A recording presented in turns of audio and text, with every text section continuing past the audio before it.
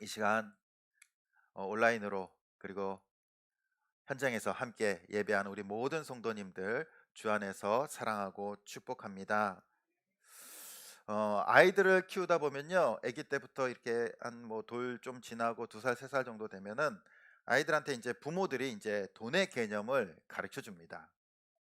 그래서 10,000원짜리 보여주면서 이건 10,000원이야, 5,000원이야, 1,000원이야. 그다음 동전 보여주면서 100원짜리, 500원짜리 이게 막 가르쳐 줍니다. 그러면서 딱 펼쳐놓고 자, 10,000원짜리 집어봐 그러면은 제일 비싼 거 집어봐 그러면은 아이들이 뭘 집을까요? 10,000원짜리 딱 집을까요? 안 집어요. 지 좋은 거 집어요 그냥. 지 마음에 드는 거 집습니다. 어. 그러다가 이제 예전에 아이들이 이제 세뱃돈 같은 걸 딱 받습니다. 뭐 이제 친척들한테 어렸을 때 이제 10,000원짜리 받기도 하고 5,000원짜리 이렇게 받기도 해요. 요즘 1,000원짜리는 잘 안 주시더라고요. 그러면은 아이들이 그 딱 세뱃돈 딱 받으면요, 꽉 움켜쥐어요. 예, 움켜쥐어요. 안 내놔요, 안 내놔. 이게 부모들은 이게 받아야 되는데 받아 놔서 해야 되는데 안 내놓습니다. 그러면은 이제 부모들이 머리를 쓰는 거예요. 이제 동전 몇 개 가져가서 짤랑짤랑 거리는 거예요. "이거 같은 돈이야. 같은 돈이야." 짤랑짤랑 그러면서 "야 이거 소리 나고 좋지 않아? 그럼 바꾸자." 그러면요, 아이들 어떻게 해요? 바꿔요. 이게 더 좋아 보여. 더 좋아 보여. 아이들이 왜 그렇습니까? 돈의 가치를 잘 모르기 때문에 그래요. 모르기 때문에 뭐 자기가 지고 싶은 거, 자기가 지금 보기에 좋은 거 그냥 따라가는 거예요. 따라가는 거. 우리 사랑하는 성도님들은 인생의 가치를 잘 알고 계십니까? 내가 일상생활에 살아갈 때 무엇을 선택하면 더 가치 있는 것인지를 잘 알고 선택하면서 살아가고 계십니까? 많은 어른들도요, 세상을 살아가면서 무엇이 더 가치가 있는 것인지 잘 모르면서 살아갈 때도 있습니다. 우리의 가치는 어디에 둬야 될까요? 우리의 인생의 가치, 또한 우리의 인생의 우선순위를 어느 곳에 두어야지 참 우리가 잘 살고 있다라고 느낄 수 있을까요? 오늘 말씀해 보면은 예수님께서는 십자가를 향해 가시기 6월절 엿새 전에 베다니의 나사로의 집에 들어가십니다. 그러니까 나사로가 초대한 거예요. 몇 주 전, 아니 얼마 전에 나사로는 예수님께서 살리셨어요. 죽은 지 나흘이 됐던, 그러니까 시체가 썩고 부패하고 있었던 나사로를 무덤에서 살리시고 건지십니다. 그래 당연히 예수님을 대접할 수밖에요. 예수님께서 이제 가신다라는 소식을 듣고, 예루살렘으로 가신다는 소식을 듣고 이제 자기 집으로 먼저 모시는 거예요. 베다니 지역으로. 예수님께서 오신다는 소식을 듣고 이 가족들은 어떻게 할까요? 만반의 준비를 하겠죠. 특히 마르다는요, 음식에 소질이 있었는지 모르지만 음식을 준비합니다. 저녁 식사가 무르익을 때쯤 그 동생 마리아는요, 순전한 나드 한 근 향유를 가져다가 예수님의 발에 붓습니다. 마리아는 향유를 부음으로써 자신의 오빠를 살려주신 예수님에 대해서 감사의 표시를 하는 거예요. 감사의 표시. 마리아는 음식을 준비하고 대접함으로써 감사의 표시를 하는 겁니다. 그러나 마리아가 예수님의 발에 부은 이 향유는요, 일반적인 것이 아니에요. 향유 중에서도 나드는요, 가장 값비싼 향유 중 하나입니다. 수입품이에요, 수입품. 인도에서 수입한 향유예요. 그리고 한 근은 약 한 340g 정도 돼요. 그러니까 여기 한 350 정도 되거든요. 요 컵 한 컵 정도 되는 어 향유라는 겁니다. 향기 나는 기름이에요, 기름. 근데 오늘 말씀에 보면은 이 향유의 값이요, 300 데나리온 정도 된다라고 합니다. 그러니까 한 데나리온은요, 그 당시 노동자 1일 품삯이에요. 오늘날로 얘기하면은 노동자 1인 품삯을 한 뭐 10만 원 정도 잡으면요, 하루 10만 원 정도 잡으면은 한 3천만 원 정도 되는 거예요. 그러니까 300일이니까 거의 쉬는 날 빼면은 주일 빼면은 다 일해야 돼요. 1년치 연봉이에요, 연봉. 연봉. 그리고 당시 이 최고급 향유는요, 가난한 사람들은요 가질 수 없어요. 부유층에서 가질 수 있는 향유입니다. 그렇죠. 그것을 저축해 두고 가질 수 있는 것은 가난한 사람들은 소유할 수 없어요. 특별히 이 여자들이, 이 부유한 여자들이 이 가지고 있는 것이 이 향유인데요. 여인들은요 자신이 돈을 벌어서 이 향유를 살 수 없어요. 왜냐하면 당시 여인들에게는 직업이 주어지지 않아요. 일을 할 수 없습니다. 오늘날 같이 뭐 여성들이 직장에 나가고 회사에 나가서 돈을 벌어서 사는 것이 아니에요. 그럼 뭘까요? 유산이에요, 유산. 아버지가 물려주실 수밖에 없어요, 이 향유는. 유산은 뭡니까? 자기의 재산이고 자신의 미래를 담보받은 거예요. 그것이 바로 향유입니다, 향유. 자신의 미래를 걸고 있는 거예요. 이것이 있어야지 미래가 보장되는 겁니다. 유산이잖아요.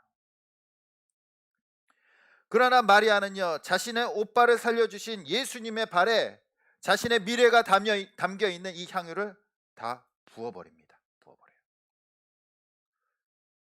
이것을 보고 있던 예수님의 제자 중 가룟 유다는요 못마땅해요. 그래서 4절 5절에 보면 이렇게 말씀하십니다. 우리 같이 한번 읽어보겠습니다. 시작. 제자 중에 하나로서 예수를 잡아줄 가룟 유다가 말하되 이 향유를 어찌하여 300데나리온에 팔아 가난한 자들에게 주지 아니하였느냐 하니. 아멘. 그런데 이 가룟 유다는 보면은 이 향유가 이 부어지는 것을 안타까워하고 아까워하고 있어요. 그래서 300데나리온이라 되는 이 향유를 예수님의 발에 붓지 않고 가난한 자들에게 나눠주면 더 효율적으로 사용할 수 있다라고 말하고 있는 겁니다. 그러나 이것은 가룟 유다뿐만 아니에요. 다른 사람들도 똑같이 생각했어요. 똑같이. 그래서 마가복음 14장에도 이 똑같은 기록이 되어 있는데 14장 4절에 보면은 어떤 사람들이 화를 내요. 서로 말하되 어찌하여 이 향유를 허비하는가. 그러니까 거기에 참석했던 사람들이 화가 난 거예요. 화가. 왜 예수님의 발에 이걸 다 붓느냐, 왜 이렇게 허비하느냐 말하고 있는 겁니다. 또한 마태복음 26장 8절에 보면은 제자들이 보고, 예수님의 제자들도요 분개하여 이르되, 분노하고 있는 거예요. 분노하고 있는 거예요. 무슨 의도로 이렇게 이것을 허비하는가, 낭비하는가 말하고 있는 겁니다. 가룟 유다나 사람들이나 제자들이나 그들이 생각하는 이 말들이 잘못된 것일까요? 우리 성도님들은 어떻게 생각하십니까? 이 3천만 원 정도 되는 1년치 연봉을 그냥 발에다가 그냥 다 부어버리는 것이 효율적이고 값어치 있는 것입니까? 한 번 쏟아진 이 고가의 향유는요 다시 담을 수도 없어요. 그냥 끝나버리는 겁니다. 끝나버리는 거예요. 얼마나 아깝습니까? 아까워요. 당연한 거예요. 당연한 거. 마리아가 예수님의 발에 향유를 부은 것은요 현실적으로 너무 비효율적이에요. 비효율적. 아깝다고 말할 수 있습니다. 그래서 이 제자들과 가룟 유다는 그렇게 말하고 있는 거예요. 나 같으면은 저거를 저 발에 붙지 않고 가난한 사람들 나눠줬을 거야. 가난한 사람들한테 그걸 나눠주면은 그들이 얼마나 감사하고 또 얼마나 좋아하고 삶의 유익을 줄 수 있을까. 그렇게 생각한 겁니다. 자신이 생각하는 것대로 했으면 더 효율적이고 더 많은 사람들한테 유익을 줄 수 있는 방향으로 결정할 수 있다라는 말입니다. 그러나 과연 이 가룟 유다의 생각이요 진심이었을까요?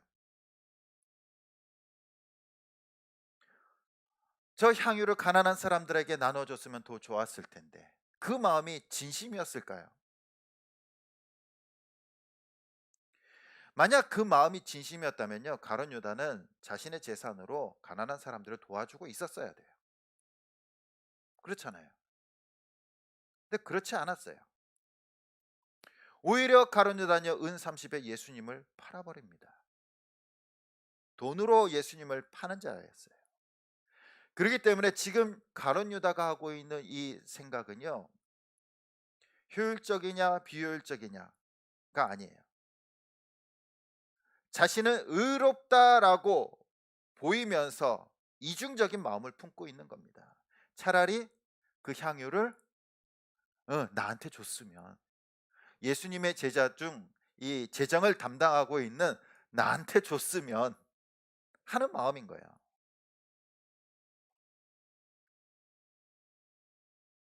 가룟 유다는 인간의 가증스럽고 이중적인 생각을 드러내고 있습니다.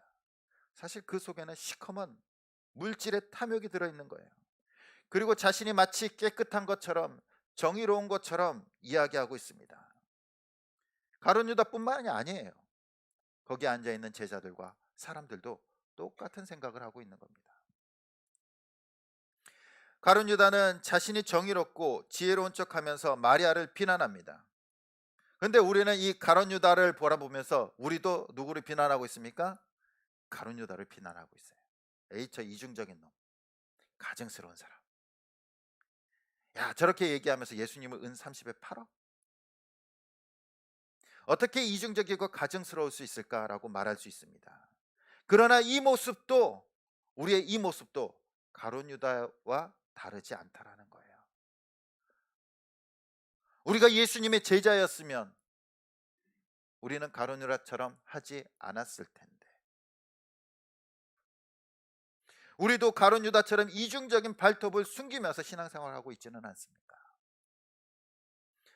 내가 항상 의로운 척, 내가 항상 신앙생활 믿음이 좋은 척, 내가 판단하고 내가 생각하는 것이 세상의 기준인 것처럼 착각하면서 살아가고 있지 않습니까? 내가 신앙생활하는 것이 정말로 예수님께서, 하나님께서 기뻐하시는 신앙생활의 표본이야 라고 생각하고 있지는 않습니까? 그뿐만이 아닙니다. 다른 사람은 틀린 거야. 가룟 유다가 마리아를 향해서 말하지 않습니까? 그의 행동은 정답이 아니야, 틀린 행동이야, 잘못된 행동이야 라고 말하고 있는 겁니다.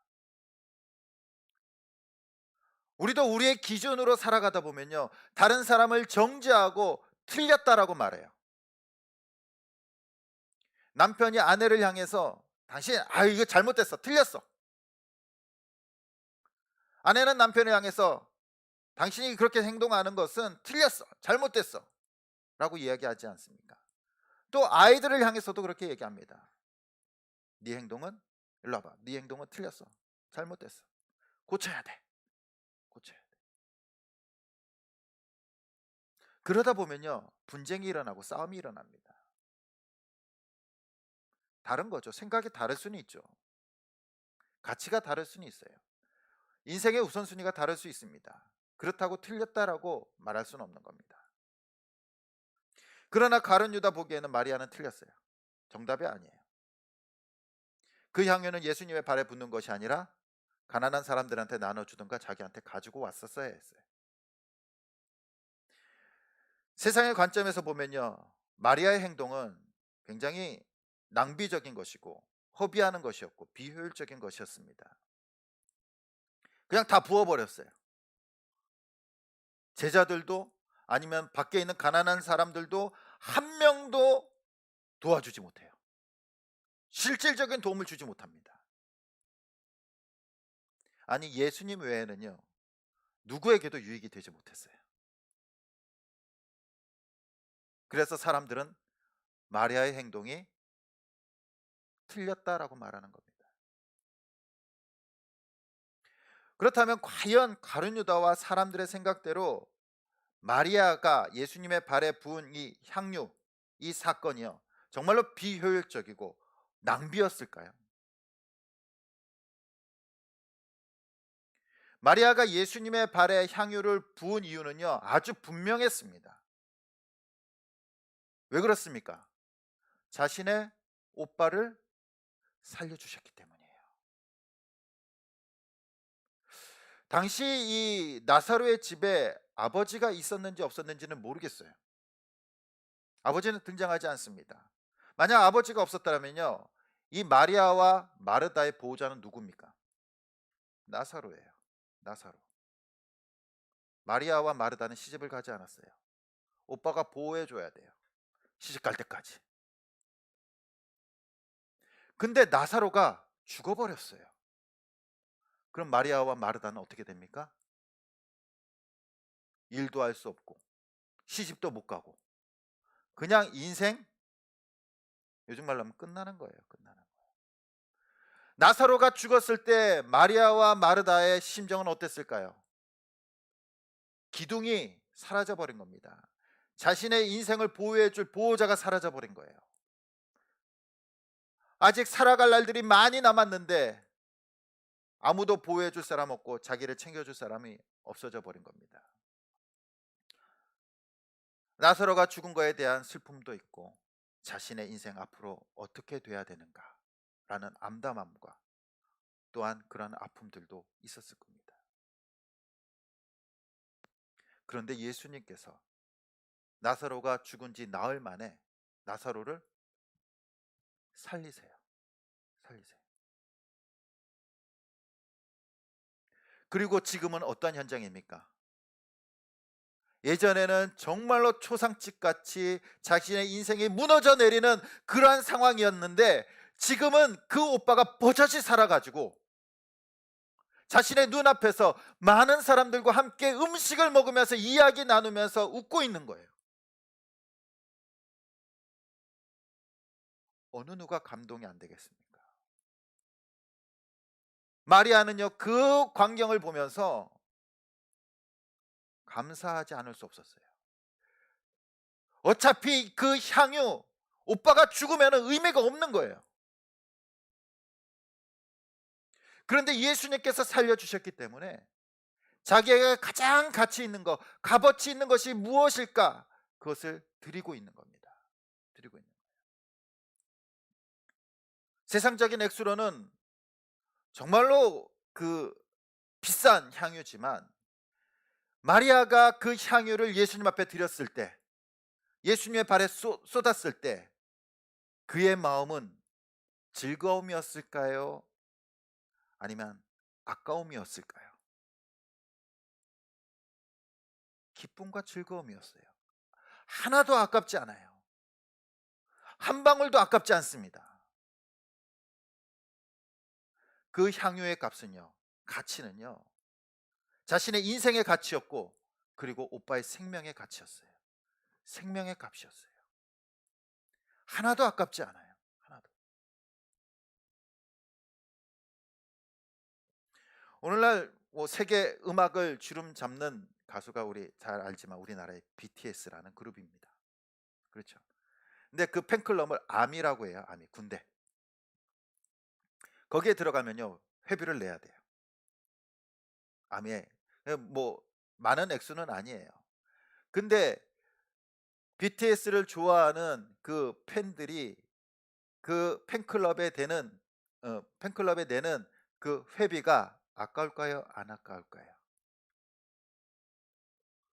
하나도 안 아까워요. 더 내라 그래도 더 낼 거예요, 아마. 그렇지 않습니까? 요즘은 이제 가수들이 이제 앨범을 내진 않습니다. 뭐 예전에는 뭐 CD나 테이프를 이제 제작해서 팔잖아요. 근데 요즘은 그렇지 않고 그냥 인터넷상에 음원을 발표를 하죠. 근데 예전에 우리 다 겪어보셨을 겁니다. 내가 좋아하는 가수가 CD를 내요. 앨범을 내요. 그럼 어떻게 합니까? 꼭 삽니다. 용돈 모아서 사요. 근데 더 좋아하는 이제 팬클럽 회장이나 팬클럽들은 어떻습니까? 그동안의 용돈들을 다 모아둬요. 모아둬요.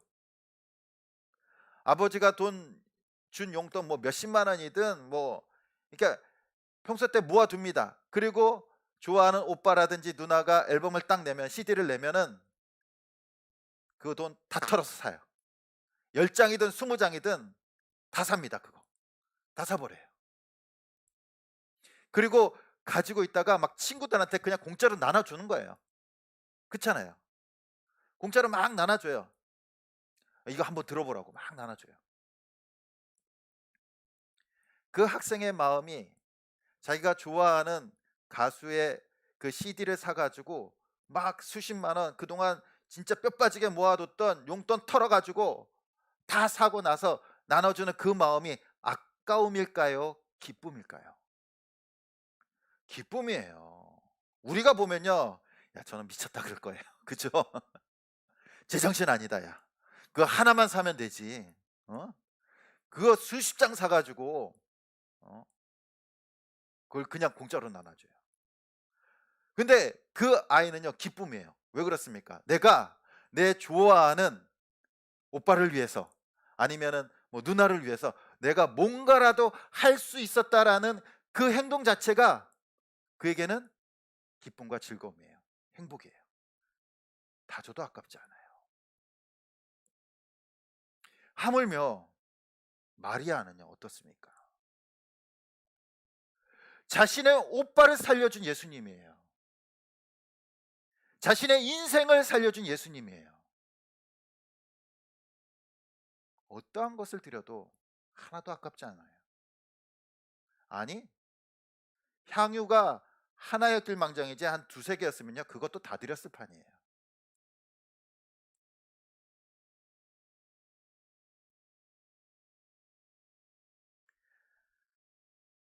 오히려 생명의 값으로 생각한다면 향유는 보잘것없는 것이 아닙니다. 아니, 오히려 생명에 대비해서 향유는요, 오히려 가치가 더 떨어지는 거예요. 떨어지는 거. 오빠의 생명의 값으로 생각한다면요, 향유 이 나드 한 근 이거는요, 아무것도 아니에요. 아무것도 아니에요. 기꺼이 드리고도 남아요. 더 내려라도 그러면요, 더 드릴 수 있어요. 오빠의 생명값으로 친다면. 마리아는 그 향유의 가치를 본 것이 아니라 누구를 뭘 본 겁니까? 나사로의 오빠의 생명의 값을 본 거예요. 값을 본 거예요.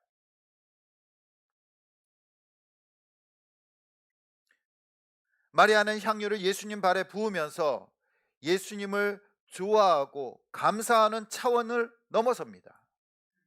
그냥 단순히 사랑해서, 단순히 감사해서가 아니에요. 자신의 인생을 구원하여 주시고 우리 오빠를 살려주신 그 예수님에 대한 경외예요, 경외. 그리고 자신의 주인으로 왕으로 고백하고 있습니다.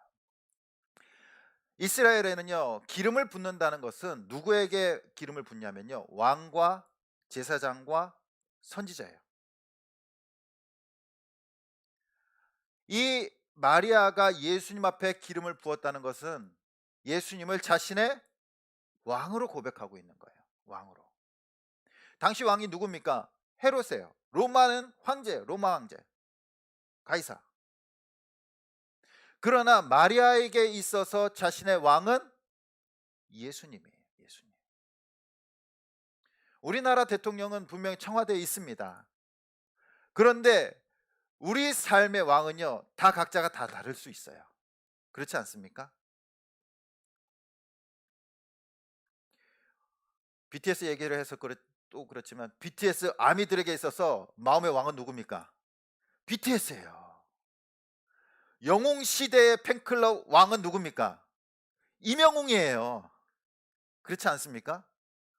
대통령이 뭐라 그러든 이명웅 말 한마디에 많은 신경이 쏟아져 있는 거예요. 행동 하나하나, 스케줄 하나하나 다 꿰뚫고 있습니다. 무슨 말을 했는지 외울 정도예요.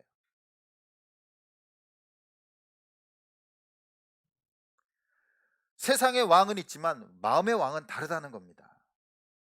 우리 성도님들도, 우리 성도님들이 가장 좋아하는 연예인들이 집에 온다라고 생각해 보십시오. 어떻게 하시겠습니까? 그 신방하다 보면요, 신방할 때 집을 깨끗이 청소해 놓습니다. 그러시죠? 근데 만약 이 목사 신방이 아니라 가장 좋아하는, 정말 평생에 한 번 만나고 싶어하는 뭐 나훈아 남진? 뭐 아니면은 더 좋아하는 분들이 만약에 집에 방문한다 그러면요. 청소가 아니에요. 인테리어 다 바꿀 겁니다. 그렇지 않습니까? 어?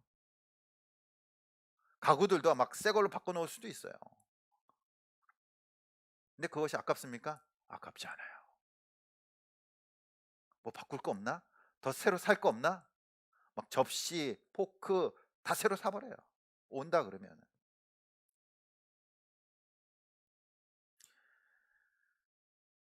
마리아는요. 자신의 머리털을 사용해서 예수님을 한 남자로 좋아하는 것이 아니라 왕으로 모시고 있는 거예요. 왕으로. 그러나 사람들은 마리아의 행동이 비상식적이고 비효율적이다라고 비난합니다. 과연 그렇습니까? 예수님께서는 마리아의 행동을 비효율적이고 어리석은 행동이라고 비난하는 자들을 향해서 이렇게 말씀하십니다. 우리 7절 말씀 같이 한번 읽어보도록 하겠습니다. 우리 7절입니다. 시작. 예수께서 이르시되 그를 가만두어. 아멘. 뭐라고 말씀하십니까? 이건 비효율적이고 효율적인 것이 아니라 뭘 준비한다고요? 예수님의 장례를 준비하고 있는 것이다라고 말합니다. 당시 유대인들의 장례에서는요, 어, 사망하게 되면은 이제 돌무덤에 갇힐 때 뭘 바르냐면 향유를 바릅니다. 기름을 발라요. 썩은 내가 나지 않도록 하기 위해서 이 향유를 바릅니다. 바로 예수님께서는 마리아가 자신에게 이 향유를 붓는 것을 보시면서 뭘 말씀하시냐? 앞으로 자신이 십자가에서 죽을 것을 말씀하고 계세요. 말씀하고. 그러고 보면요. 예수님의 십자가의 죽으심도 마리아의 행동만큼 비효율적이고 이해할 수 없는 모습입니다. 우리가 생각하는 진정한 신이고 왕은 어때야 됩니까? 힘이 있어야 돼요. 리더십도 있어야 되고요. 권력도 있어야 되고 능력도 있어야 돼요. 그리고 죽으면 안 돼요. 왕이 죽으면 어떻게 됩니까? 그 나라는 끝나는 겁니다. 우리나라에서도 1636년에 청나라가 조선을 침공합니다. 그때 왕이 인조예요. 청나라가 침공하자 인조는 강화도로 도망을 갑니다. 또 여의치 않자 다시 남한산성으로 도망을 가요. 많은 사람들이 이 역사를 보면서 생각할 겁니다. 왕이 비겁하게 도망가다니. 어? 싸워서 장렬하게 전사해야지. 그럴 수도 있어요. 근데 도망갈 수밖에 없어요. 왜 그렇습니까? 왕이 죽으면요 나라는 끝나요. 나라는 끝납니다. 조선이란 나라는 사라지는 거예요. 어떻게든 살아남아야 돼요. 그래야지 후위를 도모할 수 있습니다. 왕은요 죽으면 안 돼요. 왕이 죽으면 나라는 끝납니다. 그런데 예수님께서는 십자가에서 죽으세요. 너무 비효율적이지 않습니까? 비상식적이지 않습니까? 아니 정말 신이라면은 정말 3년이 아니라 그냥 오랫동안 수십 년 동안 이 땅에 살아 계셔서 더 많은 능력을 보여주시고 더 많은 사람들에게 기적을 보여주시고 세력을 키워서 그 로마 제국을 딱 무너뜨리고 그래서 하나님은 위대하다라고 깃발을 딱 꽂아버리면은 얼마나 좋습니까? 그런데 우리의 상식과 우리가 생각하는 그 효율적인 방법이 아니라 너무나도 쉽게 십자가에서 죽으세요. 죽으세요.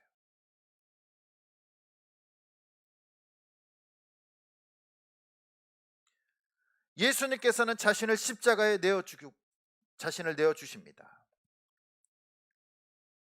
가장 비효율적인 죽음을 선택하세요.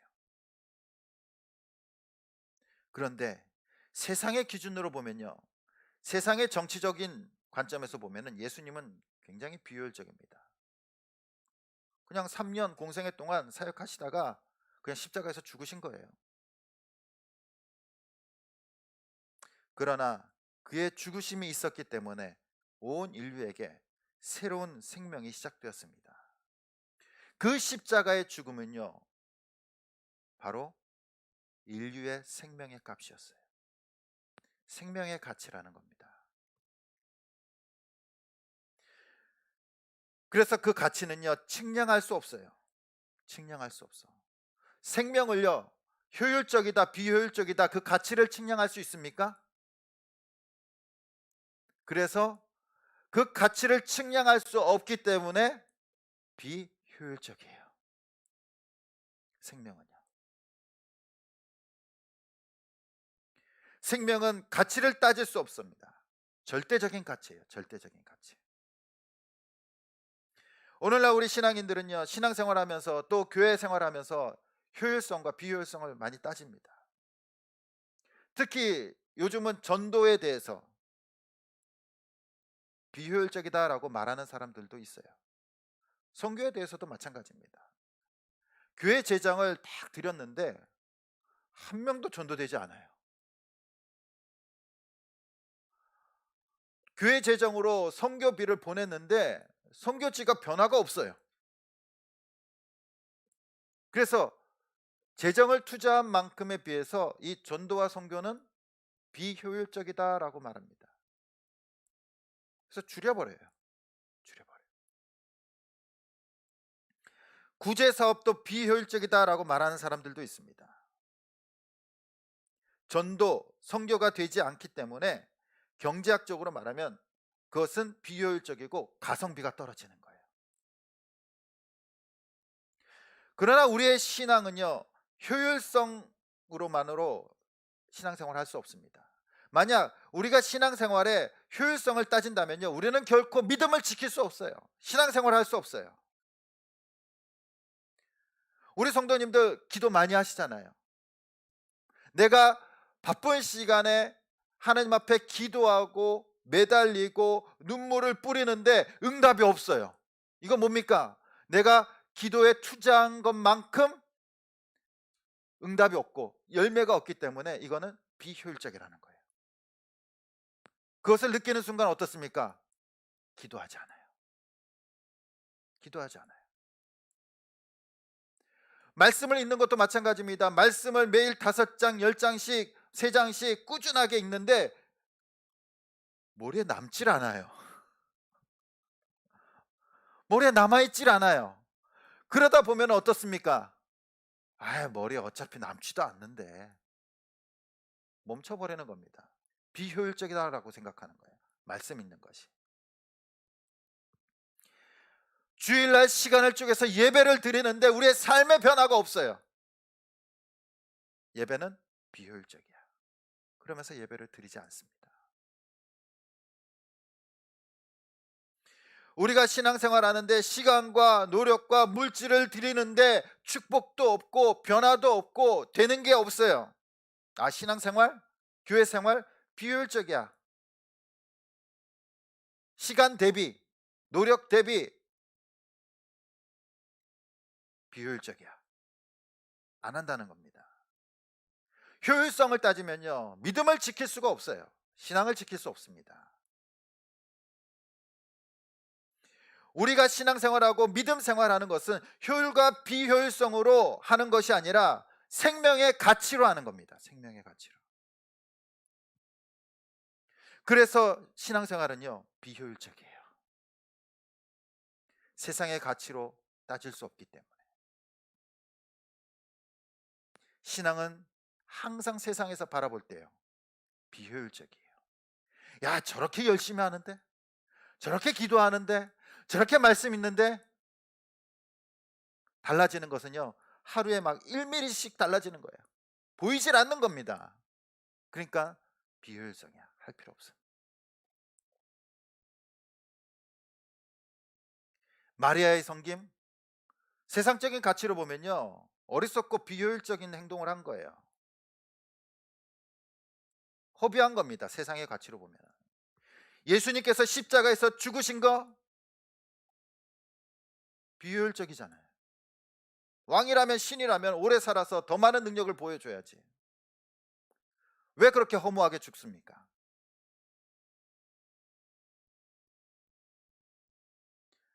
우리의 신앙생활도 세상이 볼 때는요, 비효율적이에요. 지금 이렇게 예배 드리는 거 효율적입니까? 비효율적입니까? 세상이 보면요, 세상의 가치로 보면요, 야, 주일날 그 황금 같은 시간에 일주일 동안 고생했으니까 집에서 좀 쉬지. 어? 편하게 좀 쉬지. 뭐하러 나와서. 우리가 드리는 예물, 세상에 볼 때는요, 어리석고 비효율적입니다. 야, 돈을 벌고 잘 살려면은 헌금하지 말고 저축해야지. 그렇지 않습니까? 그러나 신앙생활은 세상의 가치, 효율적이냐 비효율적이냐가 아니라 생명의 가치로 하는 것이기 때문에 우리는 그 가치를 따라서 신앙생활을 하는 거예요.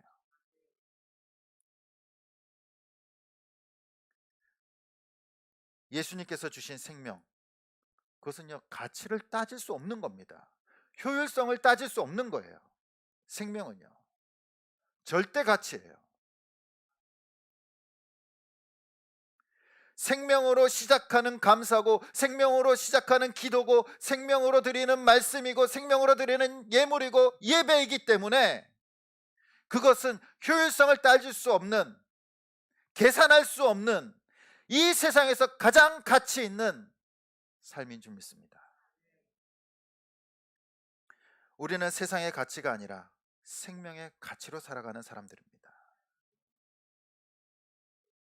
가치가 적은 것이 아니에요. 가치를 따질 수 없이 귀중하고 세상적인 가치로 나눌 수 없는 것이기 때문에 세상에서 볼 때 그것은 비효율적이다라고 말하는 거예요. 세상에서 측량할 수 없는 것이기 때문에 예수님의 생명은요, 그 가치를 측량할 수 없습니다. 그리고 그 생명을 저와 여러분들에게 주신 줄 믿습니다. 우리는 그 생명의 가치로 살아가는 사람들이에요. 세상의 효율성, 비효율성을 따지는 것이 아니라 주님께서 주신 그 생명의 가치가 너무나도 크기 때문에 예배하는 거고, 너무나도 크기 때문에 기도하는 거고, 너무나도 크기 때문에 말씀을 듣고 순종하는 겁니다. 우리는 세상에서 가장 비효율적이면서 가장 가치 있는 인생을 살아가고 있는 줄 믿습니다. 생명의 가치로 우리는 예배하길 소원합니다. 생명의 가치로 살아가고, 생명의 가치로 기도하고, 생명의 가치로 섬길 수 있길 소원합니다. 그래서 우리 성도님들이 세상의 가치로 살아가는 것이 아니라 예수 그리스도께서 주신 그 생명의 가치로 살아가며 항상 주님께서 주신 감사와 기쁨이 넘치는 삶이 되시길 간절히 주님의 이름으로 축원드립니다.